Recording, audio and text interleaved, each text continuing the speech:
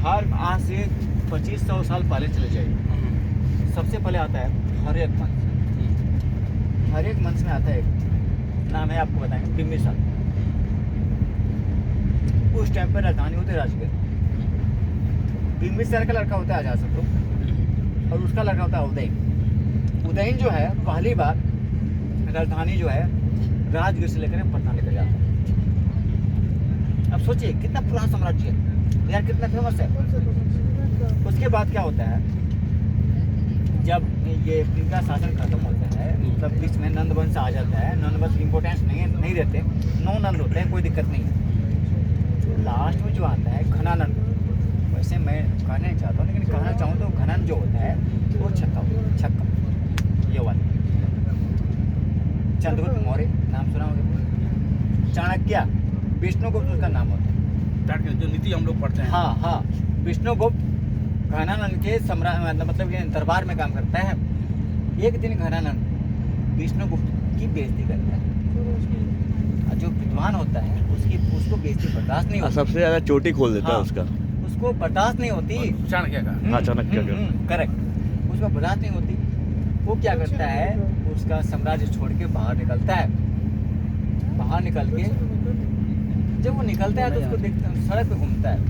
अब इसमें कंट्राडिक्शन है कि जो चंद्रगुप्ता आया उसको सड़क पे मिला, घास मिला, नहीं मान सकते, लेकिन ऐसा माना जाता है कि विष्णुगुप्त मतलब चाणक्य को चंद्रगुप्ता सड़क पे मिल जाता है।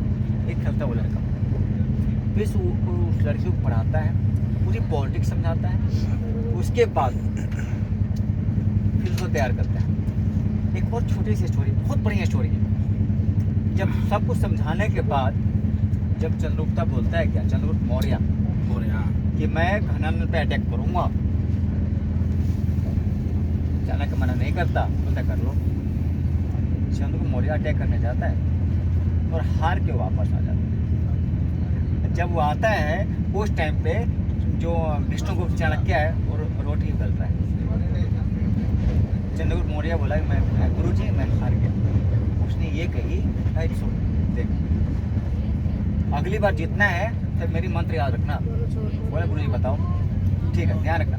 उसने रोटी बेली, रोटी बनाई, रोटी फूल गया एकदम।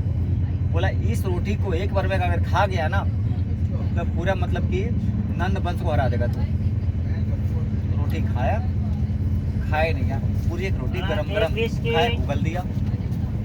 उसने कहा खा लिया तो क्या समझा भाई। चंद्रगुप्त होशियार था, समझ गया। कहा गुरुजी मैं समझ गया, हमें बड़े से बड़े साम्राज्य को अगर हराना है, इतनी छोटी सी सेना लेके एक पर अटैक नहीं कर सकते। हमें छोटे छोटे टुकड़े, जैसे एक रोटी में क्या होता है, एक छोटी सी टुकड़ा उठाते खाते हैं, छोटे छोटे टुकड़ा को छोटे छोटे टुकड़ा करते करते पूरा नंद वंश को हरा दिया। शासक कौन बना, उसके बाद आता है बिंदुसार। उसका कोई हिस्ट्री नहीं है, अयाश आदमी है, उसे जाना नहीं है, पेपर में नहीं आता। उसके बाद आता है अशोका। अशोका इम्पोर्टेंट है। अशोका की सबसे बड़ी बात जानते हैं यार, वो एकदम क्रूप था। उसकी शक्ल सूरत इतनी गंदी थी, उसको कोई पसंद नहीं करता था। वो क्या बोलते हैं, लड़ते लड़ते एक बार क्या होता है, सबसे आखिरी लड़ाई जो उसकी होती है कलिंग की होती है। कलिंग में जितने भी पुरुष थे सब हार जाते हैं, सब हार मान लेते हैं। तो मारे जाते हैं या हार मान लेते हैं। लास्ट में वहाँ की महिलाएं हथियार उठाती हैं। कलिंग इस टाइम पे करंट में उड़ीसा में, कलिंग उड़ीसा में वो हथियार उठाती हैं और अशोक से लड़ने के लिए तैयार होती हैं। अशोक को सर मारते, वो अपने आप को वापस कर लेता है, और से नहीं लड़े। हाँ, और उस टाइम पे बौद्ध धर्म जो है एक्सेप्ट कर लेता है। हाँ, उसके बाद में वो शांत हो जाता है, उसका लड़ाई खत्म हो जाता है। उसके बाद में वो चलिए उसके आगे क्या। हाँ, फिर 2-3 साल तक गैप देखें, छोटे छोटे आते हैं पोस्टमैन सूत्र वगैरह आते हैं, उनको छोड़ दें अगर, तो फिर आते हैं मतलब कि गुप्ता वंश। गुप्ता वंश में अगर सबसे इम्पोर्टेंट आएंगे आप तो उसमें आता है मतलब कि विक्रमादित्य द्वितीय, या उसको कहें चंद्रगुप्त द्वितीय। उसने वो शुरू किया विक्रम संवत, यानी कि तो विक्रम संवत। हाँ, जैसे मान लीजिए चंद्र से गुप्ता बना हुआ। हाँ, देखिए जो अशोक का टाइम है वो ईसा पूर्व का है।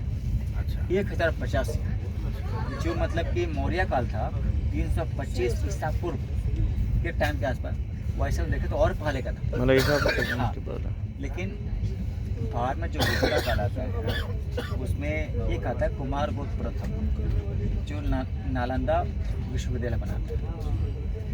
और नालंदा विश्वविद्यालय कौन बनाता है नालंदा विश्वविद्यालय? कुमार गुप्त प्रथम। चंद्रगुप्त मतलब जो मौर्य, चंद्रगुप्त मौर्य अलग, चंद्रगुप्त उसके मेरे ख्याल से ताऊ जी के भी मतलब उसमें दादाजी लगे हैं, जो भी लगे उस टाइम बनवाया था। और इसको ख़त्म की थी बख्तियार खिलजी ने 1900 क्या बोलते हैं 1900 नहीं 1191 में